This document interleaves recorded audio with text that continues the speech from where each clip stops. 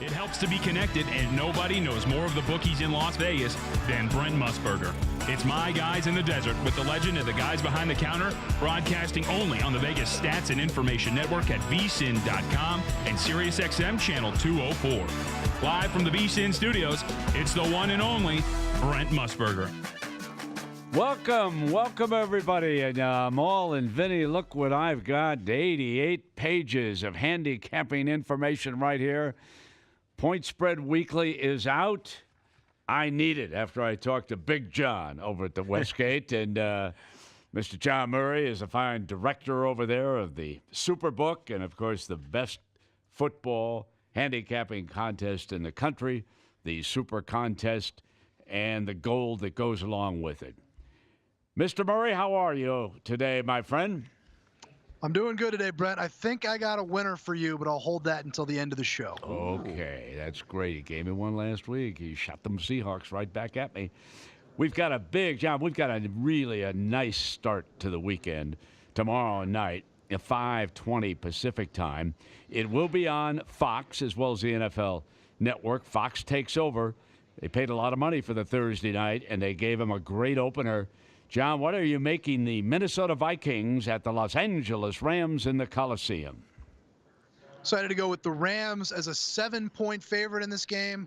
You know, I kind of wish this game was on Sunday, Brent. This is such a big game for the NFC playoff picture, even though it is early in the season.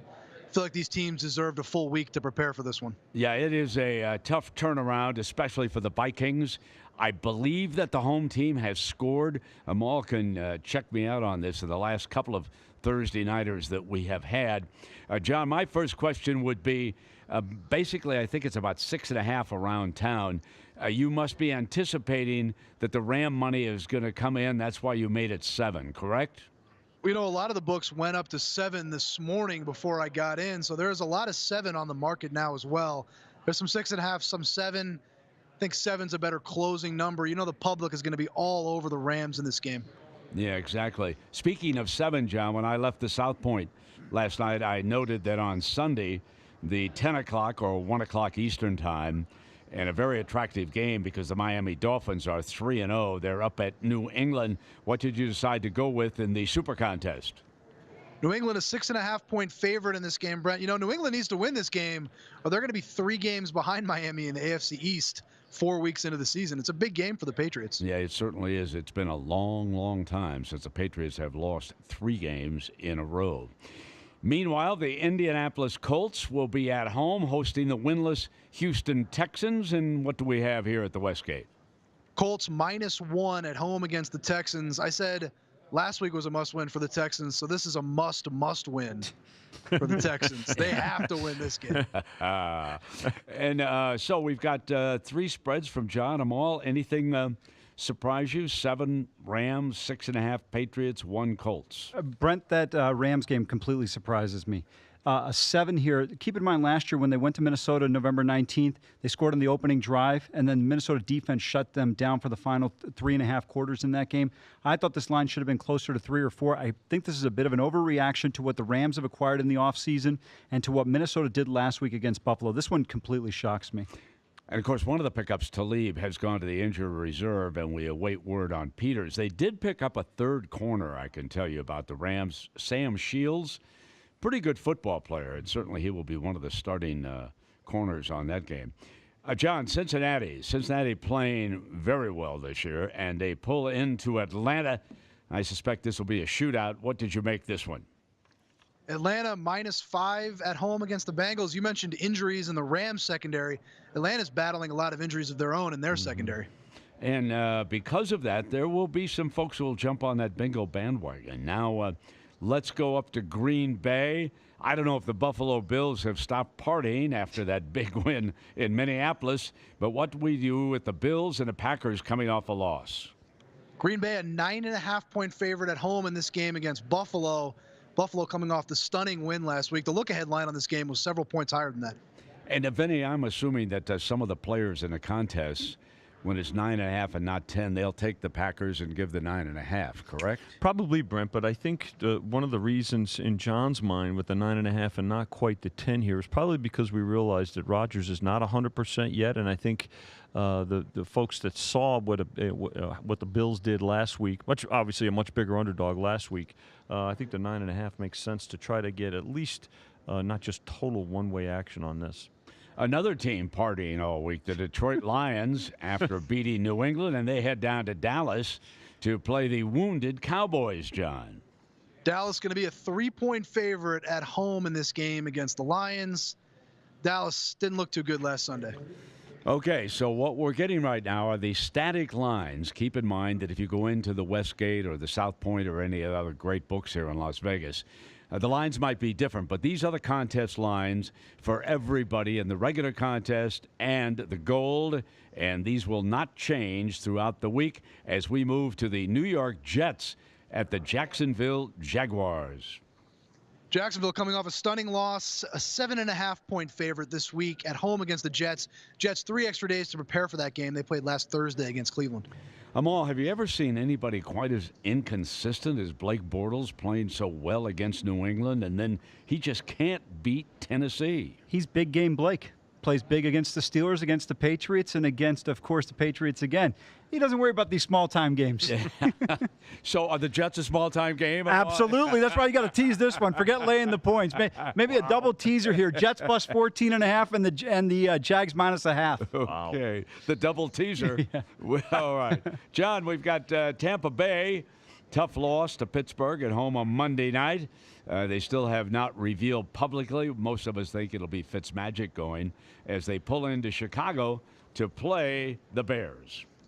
Bears a 3-point favorite in this game. I got to think Tampa Bay will stick with Ryan Fitzpatrick. I know he struggled in the first half on Monday, but I don't know how you get away from him right now, Brent.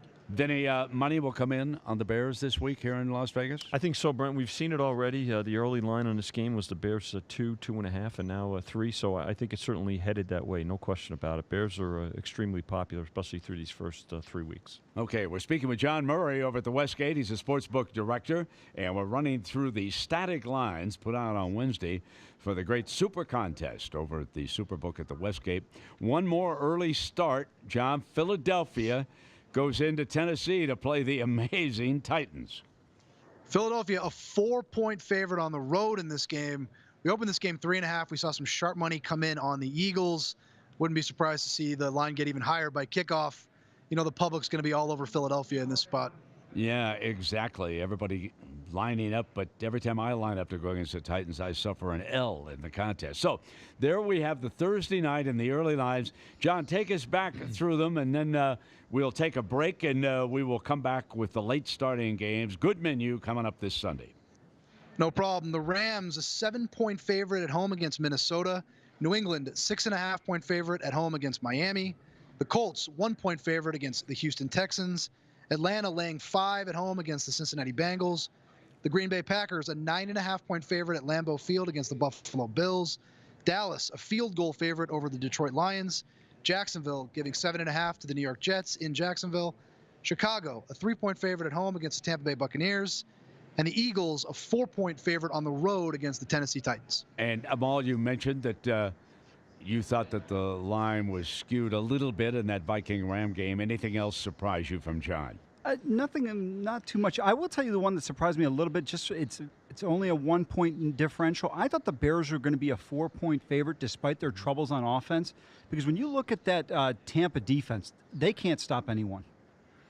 They did come back rather dramatically, though, didn't they, Vinny? Yeah, that's a terrific point. And again, I would like to point out 2 things: A, the ability for them to be able to score, which they've shown the ability to do, and the fact that he did come back in the second half, which also leads me to believe that he will Fitzmagic will certainly be the quarterback this week again.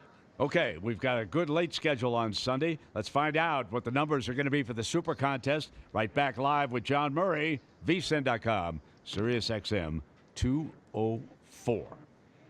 It's My Guys in the Desert with Brent Musburger, only on the Vegas Stats and Information Network. Keep up to date with everything in the world of sports gaming by going online at VSiN.com. Well, when was the last time you replaced your toothbrush? Do you always brush twice a day for that full 2 minutes? Paying attention to these good habits has a huge impact on your health. Introducing Quip, QUIP. Brand new electric toothbrush helps to fix the brushing habits that most of us get wrong. Quip does this with a lightweight, sleek design. Simple time vibrations, guiding pulses give you that perfect 2-minute clean. Bulkier electric brushes have awkward charging stands. Modes you don't need cost 5 times as much. Quip starts at just $25, and you can get brush head refills automatically delivered on a dentist-recommended 3-month schedule for only $5. Shipping is free. Quip has been featured in GQ, Oprah's O List, Time Magazine named it one of the best inventions of the year. So go to getquip.com/Brent and get your first refill pack free with a Quip electric toothbrush.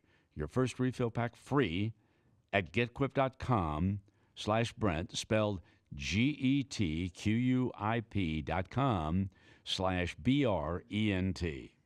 If you didn't catch VSiN last week, here's some of what you Do missed. not jump, as a gambler, do not jump to conclusions on athletes, players, coaches. Do yourself a favor.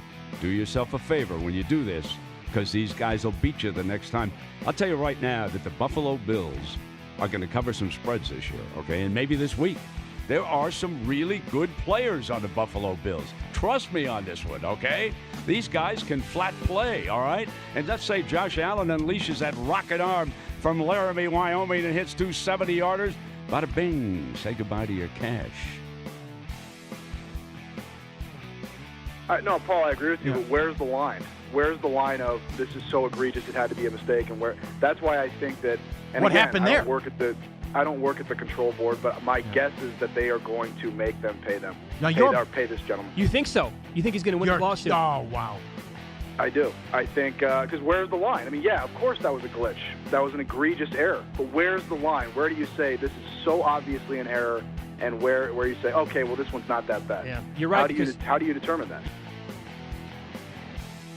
People ask me all the time. My number one question is newbies on Twitter saying, hey, Crack, can you help me out with this? I'm trying to do this. What should I do? How should I? Listen, I hate to give a shameless plug, but turn on VSiN. Seriously. I mean, for sports betting, where else are you going to get 24-hour network? Or where else are you going to get a network like this to help people just by turning on a Sirius Radio or going to VSiN.com? I'm not trying to really. You didn't tell me to do this. I'm just telling you the truth. The people at home should subscribe to this and get the information. It's a great start for them. The Bears haven't shown that they're going to be a high-powered offense yet. We know in the offseason they went out and got Allen Robinson and Gabriel, and they drafted Anthony Miller, and signed Trey Burton as a free agent. So they have a lot of skilled players there that can help. But until I see Trubisky take that next level and really produce at a high pace, you look at Kansas City and how Patrick Mahomes opened it up, and you even looked last year at how Deshaun Watson was scoring points and opening it up. I still haven't seen Mitchell Trubisky do that yet. So until he can do that on a continuous basis, I think a lot of Bear games are going to be closer, a lot more defensive battles, and I think maybe the under is the play here tonight as well. Now back to Sin City and My Guys in the Desert with the legend Brent Musburger, live on the Vegas Stats and Information Network, SiriusXM Channel 204, and VSiN.com. It's a Westgate Wednesday on My Guys in the Desert. As John Murray, the director over there at the SuperBook, gives us the lines for the contest this week 4 of the National Football League season. We are going back to the late starting games on Sunday. Good schedule. Seattle righted the ship. Baldwin, according to Coach Carroll, working out for the first time this afternoon. They hope to get him back. They haven't declared it for certain yet. And, John, they pull into Phoenix to play the Arizona Cardinals. Going to use Seattle as a 3-point road favorite against Josh Rosen and the Arizona Cardinals. Yeah, that's a very good point. And, Amal, you're feeling the last of the first-round draft. Well, I shouldn't say that. The Ravens certainly are sticking with Joe Flacco, but Rosen's first start with the Cardinals. You know, I like him a lot. I liked him coming out of UCLA. I thought this is a guy that had 3 different coordinators there, would have some early growing pains, but with Larry Fitzgerald, this guy's always got a chance in a good controlled weather environment. Brent, I think eventually he can grow into the role. Okay, now speaking of those rookie quarterbacks, Amal, Vinny, and John, of course, this is the first start for Baker Mayfield. He appeared to be beyond his years when he came off the bench and led the Cleveland Browns to that dramatic win. Thursday night ago, they've had extra days of rest. They will come west to the Oakland Alameda Coliseum. And, John, what did you make Cleveland at Oakland? Oakland 2.5 points, 2.5 point favorites at home against Baker Mayfield and the Cleveland Browns. So, John, why did you make it 2.5 and not move it to 3? I'm just a little curious about that. We felt like there'd be too many sharp players taking the 3. Cleveland, the 3 extra days to prepare. The Raiders coming off of another disappointing loss. We thought 3 would be too much of a one-way number in the contest. I talked to some of my friends with the Raiders this morning, and they said, John, they said a lot of people are complaining about the tackling rule and personal fouls on the quarterbacks. But frankly, here with the Oakland franchise, we'd prefer that they shorten the game to 3 quarters. You know what I mean? Yeah, this was a first half super contest. I think the Raiders be 3-0 right now. Yeah. Exactly. All right, let's move down to the San Francisco 49ers. They go into Carson to play the Los Angeles Chargers. And what a bummer of a week for the 49ers, starting to turn things around with Jimmy Garoppolo, and now they've got to start from scratch. He's lost for the season. So how high did you make the 49ers and the Chargers? Chargers, we used 10 in this game. LA Chargers -10. There's a lot of 10.5 on the market right now, but we think the sharper players are going to take the 49ers. The Chargers have been lousy as home favorites for as long as I can remember. So I think the sharper players would look to take the 49ers and the 10.5. The New Orleans Saints coming off that shootout in Atlanta, beating the Falcons in overtime. Drew Brees, nope, not passing, running for the winning touchdown. They play the suddenly rejuvenated New York Giants. Saints and Giants, John. We used 3.5 on this game. New Orleans -3.5. This was one of the games we did have some discussions on whether to use 3.5 or 3. We think 3.5 is a more likely closing number given the time slot this game is in, that afternoon time slot. All right, Amal, we've got the Seahawks a field goal over the Cardinals. We've got the Raiders 2.5 against the Browns, Chargers 10 on the Niners, and the Saints on the road 3.5 on the Giants. Your feeling about those numbers? I have to be honest, Brent, all these are pretty tough. I thought they did a great job with that Saints one being at 3.5. That kind of causes me to stay away from that. Nothing really jumping out. As much as I like the Browns in this matchup, Brent, I think that 2.5 instead of the 3 is very critical. Vinny? Yeah, I think what the biggest challenge here, folks, are going to have to determine, Brent, in terms of the Browns-Raiders game is it's a big difference starting a game and being named the starter, even with those extra 3 days, as opposed to coming off the bench. In the case of Baker Mayfield, of course, we always know that there's support for the Raiders. So you look at these numbers here that John and the guys put up, I think they'll attract some balance, and that's what you want to do too. Even in a contest, you want to try to, get some. You don't want to have 1 or 2 of the games that are just totally one-sided. John, on the power ratings over there at the Westgate, do you have the Cardinals last? Are they the weakest of the NFL teams? I think they probably have to be now. Buffalo coming off the big win against Minnesota. It's definitely between Buffalo and Arizona. Right now, I give a slight edge to Buffalo. I really liked what I saw from the rookie quarterback Allen of the Bills last week. Yeah, it's interesting in the NFC West, John. If Seattle comes away, and they're favored, 3 in a contest, comes away with another win, we got the Rams have some injuries now. The Cardinals are not in good shape, haven't been all year. San Francisco has to regroup. Suddenly, Seattle can take dead aim at a wild card. You know what I mean? I mean, this suddenly things have really changed dramatically in the NFC West, haven't they, John? Well, with Jimmy Garoppolo going down, that pretty much ends the 49ers season as far as competing for a playoff spot. So, yeah, it absolutely will open the door for Seattle. I never thought anything of Arizona anyway coming into the season.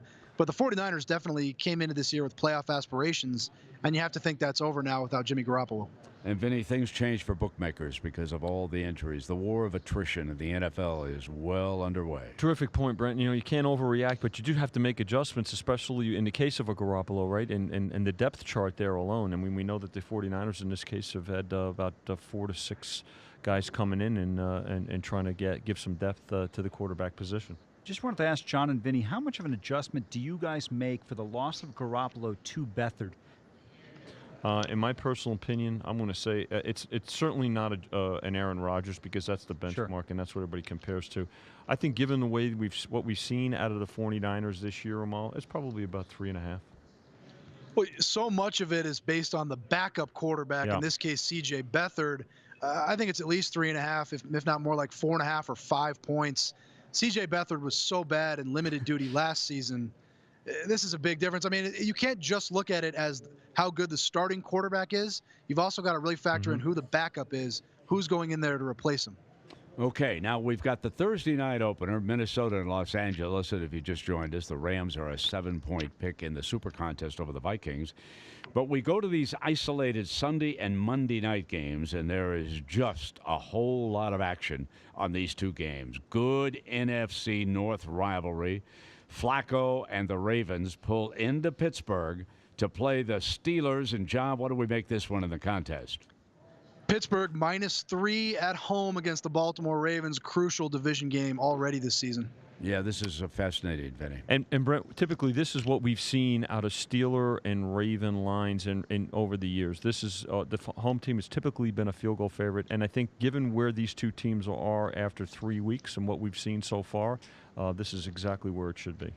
To me, one of the more fascinating games this week, week 4 of the NFL season, will take place on Monday night, the ESPN game, probably because it's a AFC West Division rivalry, and it is in Mile High, and the hottest team in pro football, the hottest quarterback in pro football, Mahomes and the Chiefs pull in. I'm fascinated by what you did in the Super Contest, John, and tell us why you did it. Chiefs and the Broncos.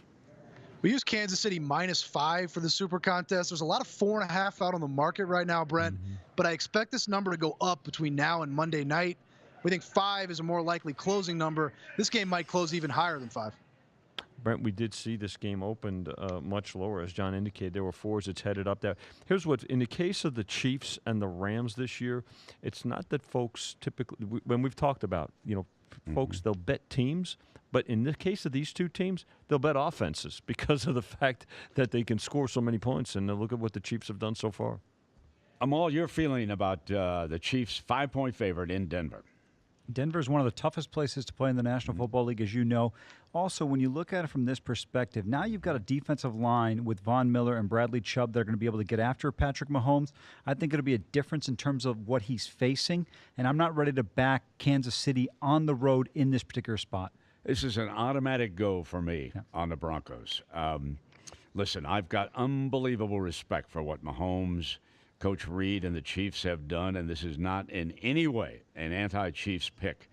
But I'm going to tell you right now, that place is going to be electric on Monday night. When we were in there with the Raiders for a day game, that's a college environment in there, and you're playing at altitude.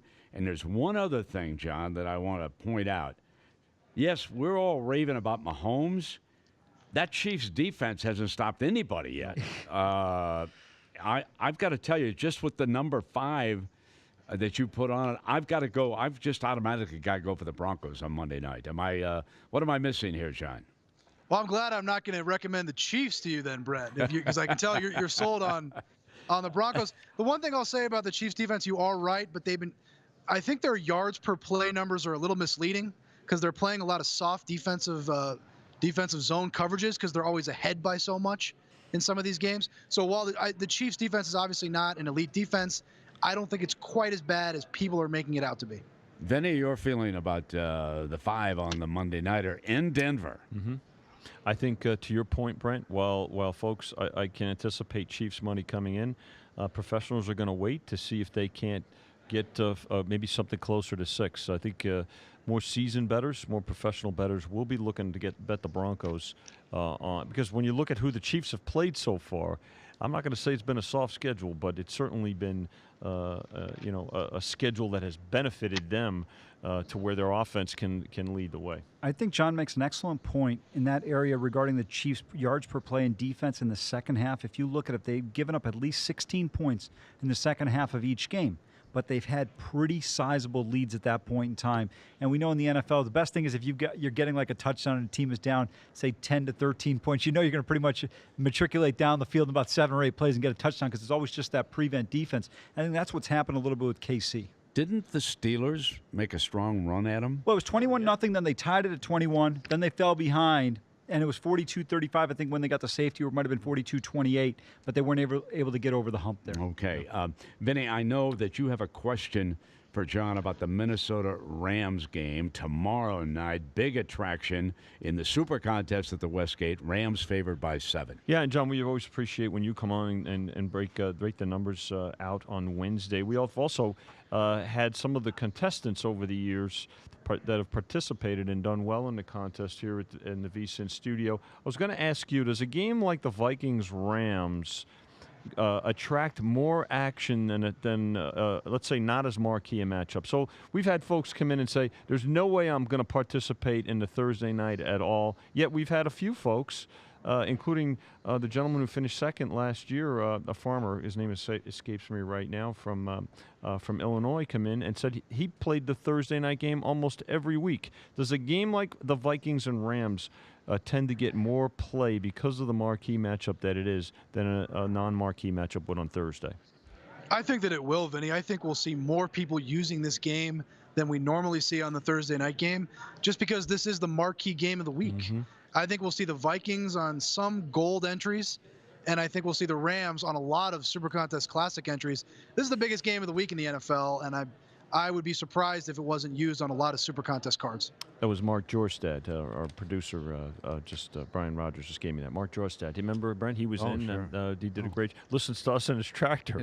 And harvest. Remember, and he surprised. He said he almost loves it. He uses the Thursday night game almost every week. Good for him. Hey, John, go through the Sunday and the Monday games. Run down the rest of them. We've talked about tomorrow night's game. Give the lines for the rest of the schedule. The Super Contest at the Westgate. No problem. New England, a 6.5-point favorite against Miami. Indianapolis, -1 against the Houston Texans. Atlanta, 5-point favorites at home against the Bengals. Green Bay, -9.5 against the Buffalo Bills. The Dallas Cowboys are -3 against the Detroit Lions. Jacksonville, 7.5-point favorite against the New York Jets. Chicago Bears, -3 against the Tampa Bay Buccaneers. Philadelphia, a 4-point road favorite against the Tennessee Titans. Seattle, a 3-point road favorite at the Arizona Cardinals. The Oakland Raiders, 2.5-point favorite against the Cleveland Browns. The LA Chargers laying 10 to the San Francisco 49ers. The New Orleans Saints laying 3.5 on the road against the New York Giants. Pittsburgh, -3 at home against Baltimore. And the Kansas City Chiefs, a 5-point road favorite in Denver on Monday Night Football. All right, we've come to that time. You know, VSiN 1 always gets help where they can find it. And Mr. Murray and my buddies over at the Westgate have been terrific so far this year. So, you know I like the Broncos. And who else are you giving me, John, that I'm going to put in on my pick 5 in the Super Contest? I'm going to give you the Houston Texans +1, Brent. Anytime you can back an 0-3 team with Bill O'Brien as the coach, I mean, how do you not do that on the road? I think the Texans are going to win this game.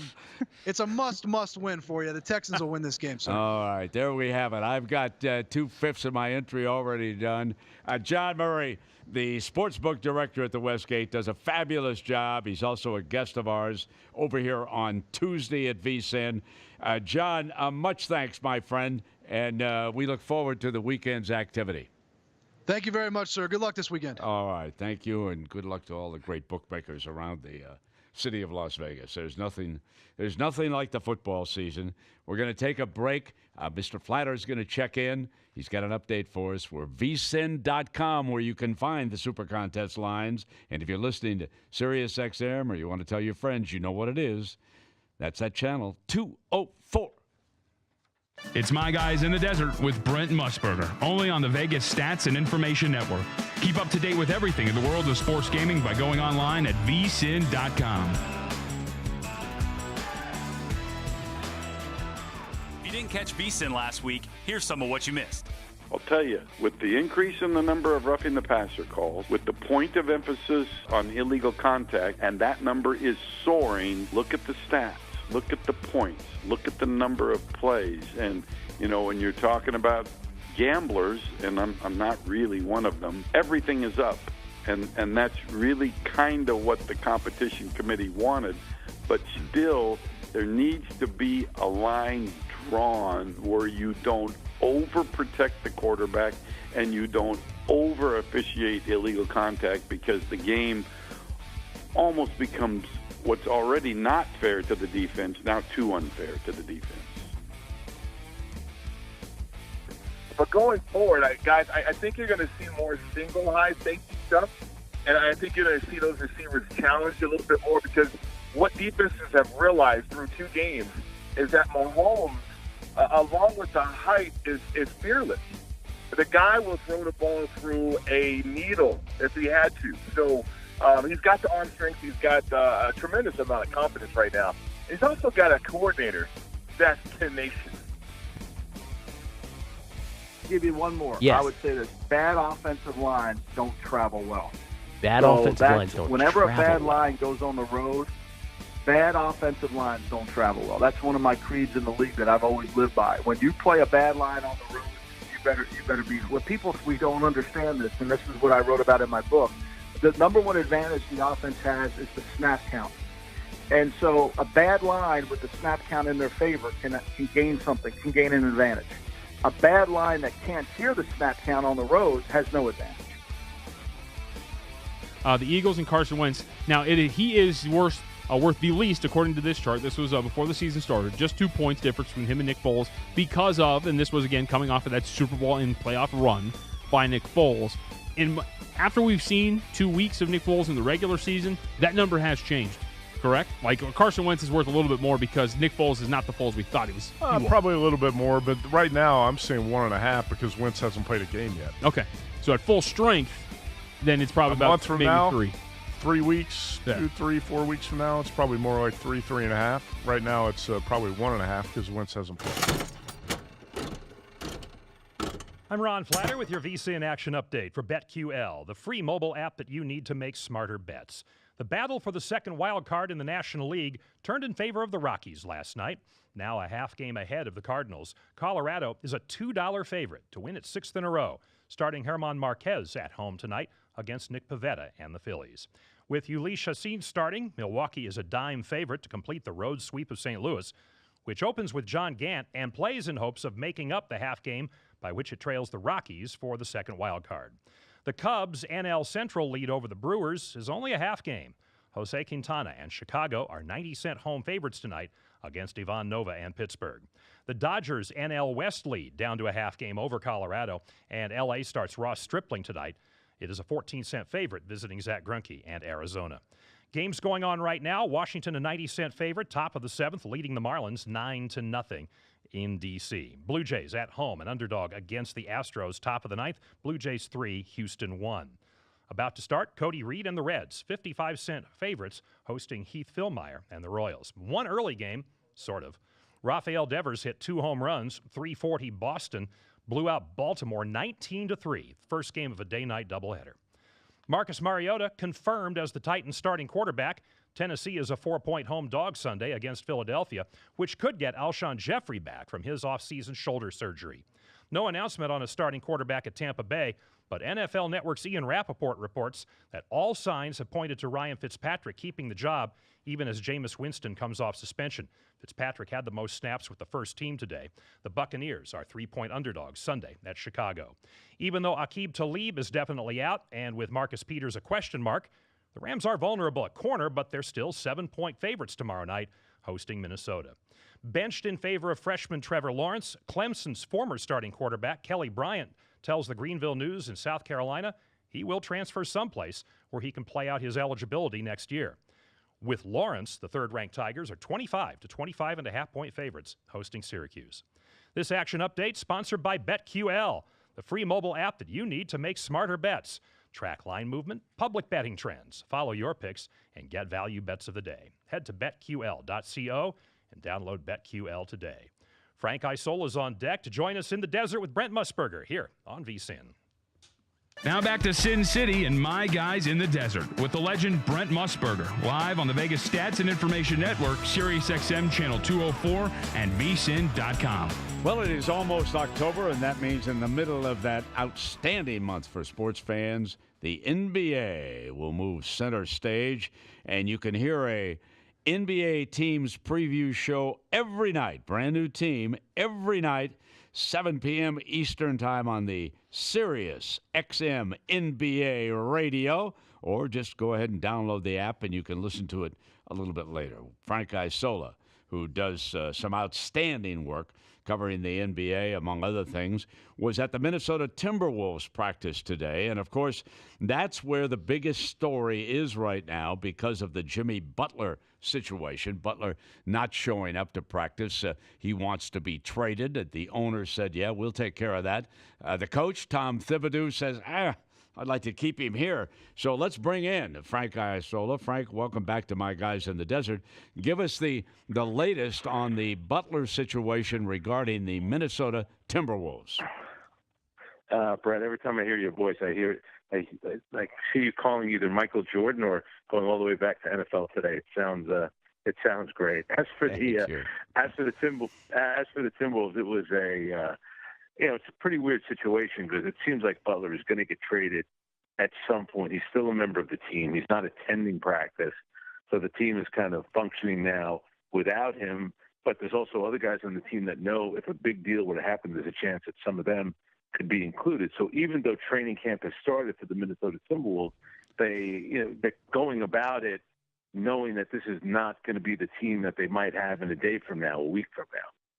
You know, there's so many facets to this. It sounded like the owner, Mr. Taylor, Glenn Taylor, wants to move him. But, you know, when an owner comes up and says something like that, I think that weakens the Timberwolves' hand because whoever's trying to negotiate for him said, wait a minute, they want to run him out of town. We don't have to give them exactly what they want. Frank, how do you read the situation regarding the owner and this trade? Yeah, well, Jimmy Butler put them in a bad spot to begin with because he's the one, I think it was about a week ago, announced that he wanted to, told the team that he wanted to be traded, and then he, gives a small list of teams that he wants to go to. Tom Thibodeau would rather still have, he and Jimmy Butler actually have a pretty good relationship, and he's trying to convince Butler to stay. Butler is insisting on going, and then the owner comes out and says, no, we're going to trade him. But I think what the Minnesota Timberwolves have done, and you're right about leverage, but I think what they've done, which is smart, they've expanded it to include other teams. And one of those teams that they're talking to happens to be the Miami Heat. And it sounds like from other reports out there that Jimmy Butler would be interested in going to the Miami Heat. But, when you're making a deal, you're giving up a player who last year, if you remember, when he was healthy, they were at one point, and it was kind of late in the season, they were the third seed in the Western Conference. He had the knee issue, went down for a while. By the time he came back, he helped them get into the playoffs. But all of a sudden they were the 8th seed. So you're not going to get, for a guy who you could make the case as a top 10, top 15 player in the league last year, you're not going to get equal value. So I think the Timberwolves are just hoping that they could make the best deal that they can. And then you look at guys like Karl Anthony Towns and Andrew Wiggins, and they're hoping that they can kind of take that next step and keep improving as they've been doing the last few years. Frank, this is Vinny Magliulo. Enjoy your work very much. And from our perspective, from our side of the counter, I had the Minnesota Timberwolves in the top 10 in terms of power and strength and power rating when he was with them. You mentioned Miami. Is there any other team? It sounds like, he wants to go to the East. And is there another team or teams in the East that may be attractive to him or that may try to lure him? Because let's face it, the East, it's a lot more wide open than the West when you think about it, although the Celtics and the Sixers are the teams to beat there now. Yeah, you're absolutely right. And I think, Philadelphia's a team that's been mentioned. And if you look at the Sixers, think about the summer that they had. And it started with the whole mess with Brian Colangelo and the whole burner account with Twitter. There was talk, last season, late during the regular season, there was talk of, hey, who knows, maybe they can get LeBron. But, and LeBron's agent ended up meeting with Philadelphia, but he didn't really give them a meeting. So he was going to go to L.A. all along. And then there was a belief, well, maybe they can go out and get Kawhi Leonard. And that didn't happen. So they don't get LeBron. They don't get Kawhi Leonard. They lost Ersan Ilyasova, who was an important role player. They lost Marco Bellinelli, who was an important role player. So it's not like they've done that much with their team. So I think, a team like Philadelphia, if you could add a guy like Jimmy Butler with Ben Simmons and with Joel Embiid, that could be pretty interesting. And the Knicks have been a team that Jimmy Butler has mentioned, but I think the Knicks are willing to stay patient. Porzingis there's a good chance Kristaps Porzingis will not be back this season, so that doesn't seem realistic. I think right now Miami just looks like the most logical, most realistic choice for both the Timberwolves and the Heat. And Jimmy Butler. Frank, one other thing about the contract, because Butler is due to become a free agent next summer. Now, when the Raiders traded Khalil Mack to the Chicago Bears, Khalil's agent negotiated a long-term contract with the Bears before the deal was finalized. Does that also go on in the NBA? Whoever wants to go ahead and acquire Butler from the Timberwolves, could it be dependent on him signing a longer-term contract with that new team? I'm not quite sure how things work like that in the NBA. That's a good question and a good point. Now, he could tell the Miami Heat, as of right now, I'm undecided what I'm going to do. But obviously during the offseason, they could sign him for more money. They could actually give him an extension. Now, I would have to think that Miami would be in a very good position to keep Jimmy Butler. I know that he lives in L.A. during the offseason. All of that would be in play. And you've heard the expression, especially in the NBA, like a wink-wink kind of agreement where they tell them, we definitely want to keep you after the season. Don't worry, come here. We'll give you an extension. And there'll be kind of an agreement between the agent, the player, and the team. I don't think I don't think Pat Riley, I don't think Jimmy Butler would sign off on it unless they thought there could be a long-term agreement. But there are other factors as well. I think, Miami is probably going to look to get rid of contracts, and sometimes teams are willing to take on a guy for 1 year if it means getting rid of guys on their team that might have longer-term contracts. So every situation is different, but I would think that if Jimmy Butler were to end up in a place like Miami with Pat Riley, and you think about it, I've always felt Miami is one of the more preferred destinations, free agent destinations in the NBA. Good organization, winning organization. It's Florida, no state taxes, but they really haven't landed that big fish in a couple of years. And I'm not putting Jimmy Butler on the level with LeBron James and Kawhi Leonard and Kevin Durant, who's going to be a free agent this summer. But for Miami, what's kind of happened to them where they've been a good team but not moving into that top four, getting somebody like Jimmy Butler would be a big, bold move for Pat Riley, who, the Heat have kind of been out of it the last couple of years in terms of striking it rich. Frank, I want to ask you about two particular players in the Eastern Conference and a team I think that can make some noise. The Philadelphia 76ers. Has Markelle Fultz improved his shot enough to make a difference? And has Ben Simmons worked on his jump shot to become a complete player? Yeah, I think you saw it during the playoffs last year with Ben Simmons, where when they played Boston in that second round and the defense was sagging off of him and he was really reluctant to shoot last year, he didn't attempt a three-pointer. Now, he could dominate a game in so many different ways, and he's incredibly talented. He's young. I thought going through the playoffs, winning around was sensational for both he and Joel Embiid, but I think their flaws were very much exposed against the Boston Celtics. So, to me, Ben Simmons kind of comes across as the guy in terms of his work ethic, his attitude. I think he's going to get better. I think the bigger question mark will be Markelle Fultz. And that's, you mentioned, that's really the guy that they need. If he plays at a high level, it's, you can make the case that that's the guy, that's the new player. Because he didn't do anything last year. He didn't help them at all. I get it. There were points where he went in and, he showed like some flashes, but come on, this is a former number 1 overall pick. This is a guy that they took in the second round, hoping that maybe he could develop into a player. You're certainly expecting a lot more from Markelle Fultz, and they're going to need it. And I get it. We hear it all the time, and I think it's kind of like the new thing now in the NBA. Oh, the off-season workouts. Oh, he looks great, this and that. Well, guess what? There'll be 82 times when he'll get to prove it. And until then, I hope it works out for him. But I'm a little skeptical on how much of a big jump that he's going to take. They're going to need it, but as of right now, I'm not willing to buy that one just yet. We're speaking with Frank Isola of SiriusXM NBA Radio. This is a man who never sleeps. What, you got a new gig at The Athletic, NBA, and New York City? Come on, Frank, my man. You need a day off every now and again. And every once in a while, Tony Kornheiser and Michael Wilbon let me fill in on part of the interruption, so they're pretty nice to me, too. So I got college tuition to pay, Brent. Be easy on me.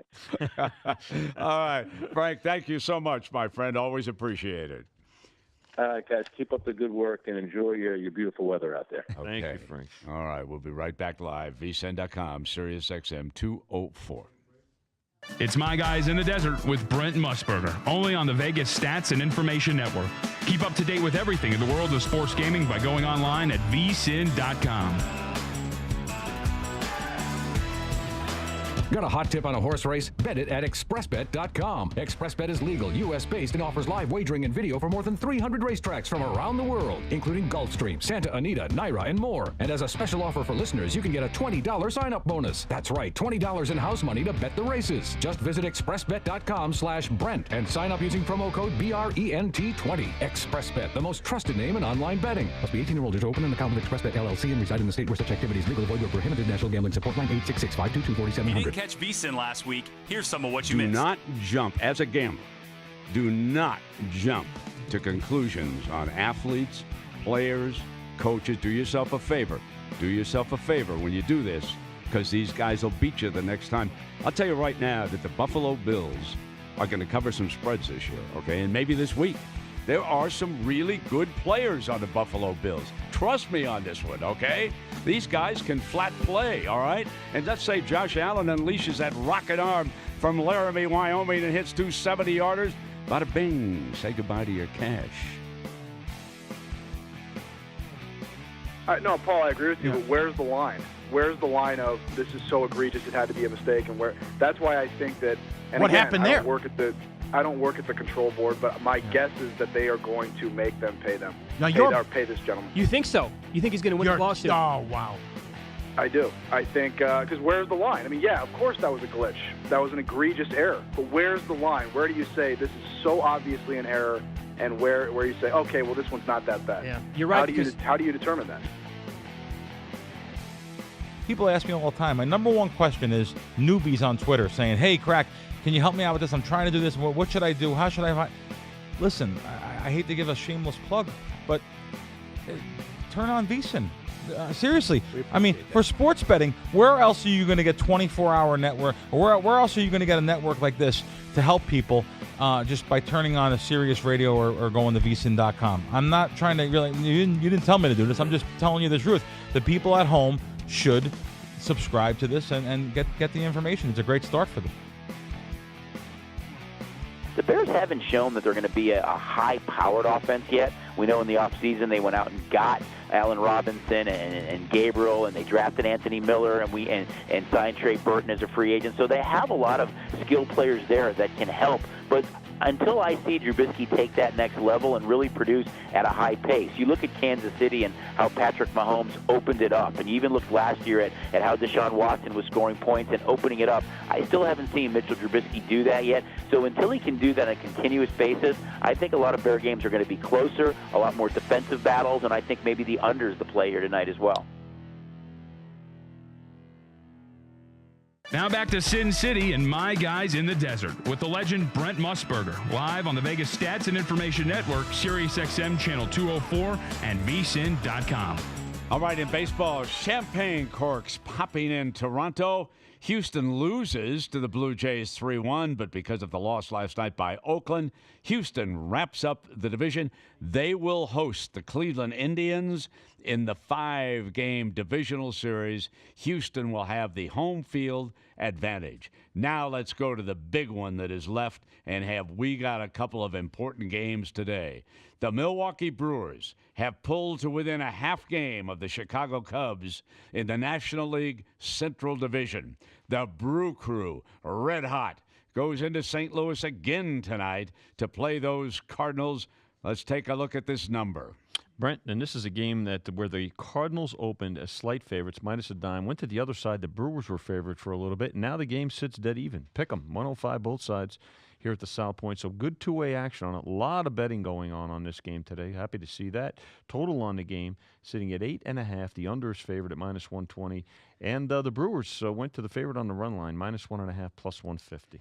You know, Brent, I'm a little bit surprised by this move simply because Chacin has really struggled against St. Louis this year. He comes in with an ERA of 6.1 against St. Louis this season. That includes his last start against them of going 6 innings and only giving up 4 hits. So I'm just surprised with the Cards really needing this game that the money's coming in on Milwaukee. But Chassin is 4-1 in his last 5 road starts, and so obviously some of those bettors are paying attention to that. All right, to the Cubs. The Cubs are suddenly struggling in Wrigley against the Pittsburgh Pirates, while the Brew Crew goes up at 4-10. When the Cubs start, there will be a lot of scoreboard watching with these 2 games, Pittsburgh and Wrigley Field, Vinny. And money came in for the Cubs early, Brent. A game opened at $1.70, got as high as $1.90. But these Pirates are just giving them fits, and now the Cubbies sit at $1.80 here at the South Point. The total on the game is sitting at 8, and the Cubs on the run line, -1.5. You can take only a dime. You know, Brent, when you look at this matchup, you alluded to it. Cubs struggling 1 run in the last 18 innings against Pittsburgh. Nova has done fairly well against the Cubs this year. This one is a stay away from me just based on the price of Quintana. I think he's been solid, but at 190 against a Pittsburgh team that's been playing better than the Cubs over the last couple of games, I'm going to stay away from this one. All right, another divisional title up in the air in the National League West. Only a half game separates the Los Angeles Dodgers from the Colorado Rockies. The Rockies have a game in hand, and they trail in the win column by 1. Both teams have lost 70 games. Let's go to the Dodgers first in Phoenix to play the D-backs. Not a lot of movement here, Brent. Dodgers, it's been hovering right around anywhere from -112 to -15. Dodgers, $1.14 here right now over the D-backs. The total on the game, 7.5, over-favored, and the Dodgers -1.5, +140 on that run line. Take 7-5. Brent, intriguing matchup here. Greinke has really struggled in September, comes in with an ERA near 5 in September. And then, of course, Ross Stripling, one concern I have for him is he's probably not going to go deep in this matchup. He's a guy you're probably looking to get 4 innings out of and then go to the bullpen. This should be a tough game, but Greinke, having been a former Dodger, I'm sure he wants to get a little payback here. Now, meanwhile, Colorado, this one starts at 5:40. The Dodgers will start an hour later.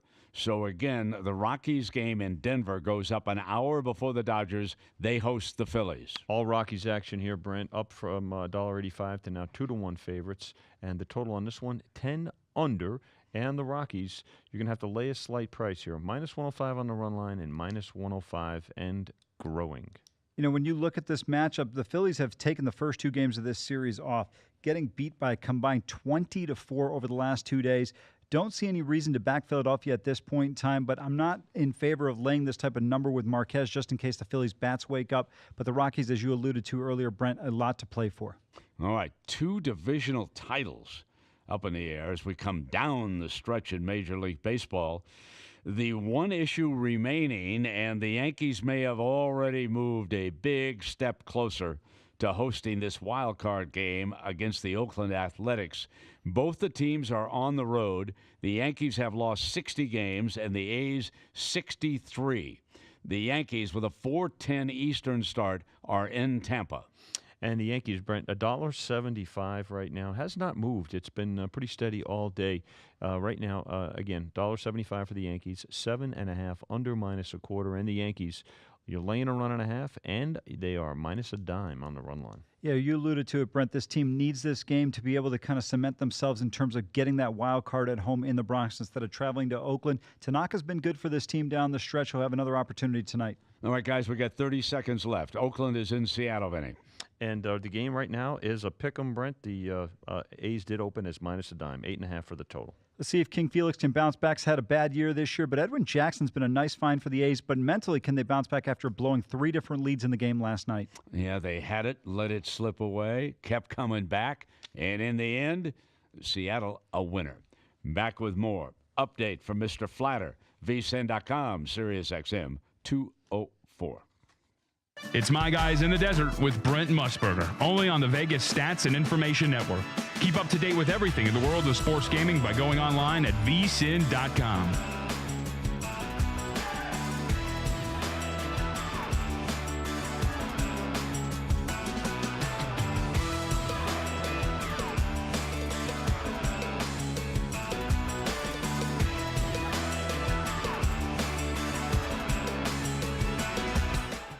I'm Brent Musburger, reminding you that the football betting season is here.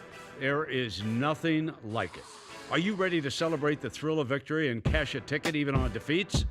Sharpen your edge now with the help of Matt Humans, Dave Tooley, and the rest of my guys in the desert.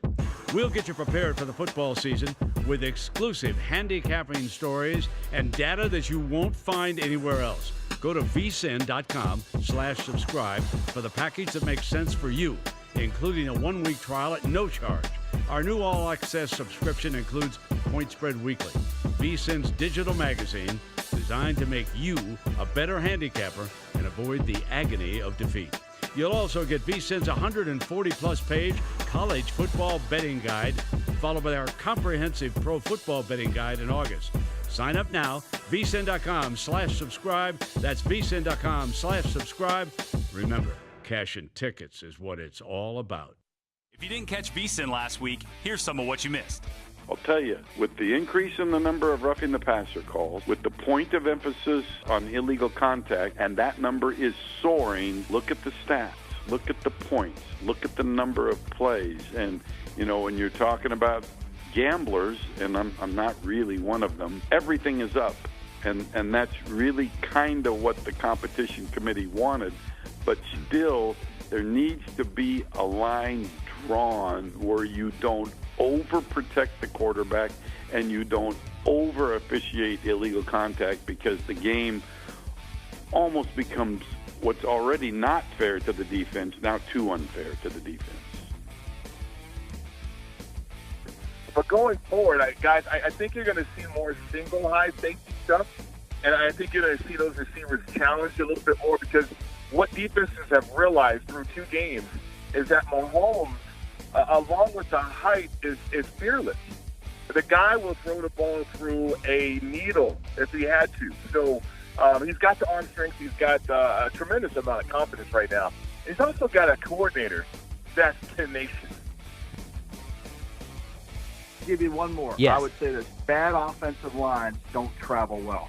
Bad offensive lines don't whenever travel a bad well. line goes on the road, bad offensive lines don't travel well. That's one of my creeds in the league that I've always lived by. When you play a bad line on the road, you better be. What we don't understand this, and this is what I wrote about in my book. The number one advantage the offense has is the snap count. And so a bad line with the snap count in their favor can gain something, can gain an advantage. A bad line that can't hear the snap count on the road has no advantage. The Eagles and Carson Wentz. Now, he is worth the least, according to this chart. This was before the season started. Just 2 points difference between him and Nick Foles because of, and this was, again, coming off of that Super Bowl and playoff run by Nick Foles. After we've seen 2 weeks of Nick Foles in the regular season, that number has changed, correct? Like, Carson Wentz is worth a little bit more because Nick Foles is not the Foles we thought he was. Probably a little bit more, but right now I'm seeing 1.5 because Wentz hasn't played a game yet. Okay. So at full strength, then it's probably a about month from maybe now, 3. 3 weeks, Yeah. 2, 3, 4 weeks from now, it's probably more like 3.5. Right now it's probably 1.5 because Wentz hasn't played.